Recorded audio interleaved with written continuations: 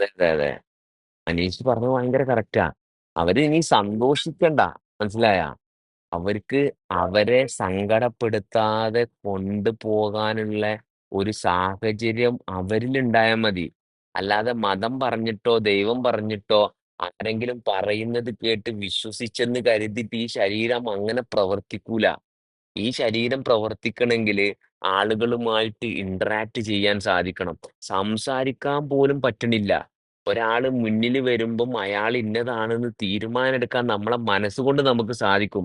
പക്ഷെ നമ്മളെ ശരീരത്തിൽ ആ വെമ്പലുണ്ടാവും. മനസ്സിലായാ? കാരണം ഒരു മതത്തിന്റെയും ജാതിയുടെയും അടിസ്ഥാനത്തിലല്ല ഈ ശരീരം രൂപപ്പെട്ടു വന്നിരിക്കുന്നത്. ഇത് ആൾക്കാരുമായിട്ട് നമ്മളെന്നുള്ള പറയണ അവസ്ഥയെ കൃത്യമായിട്ട് നമ്മള് അനുഭവിക്കുമ്പം മാത്രമേ നമുക്ക് സ്വസ്ഥമായിട്ട് ഇരിക്കാൻ പറ്റുള്ളൂ. വെറുതെ സംസാരിച്ചാ പോരെ? ആരെടുത്തുന്ന് എന്താ കിട്ടാനുള്ളത്? അവരെടുത്തുന്ന് എനിക്കും കിട്ടാനില്ല,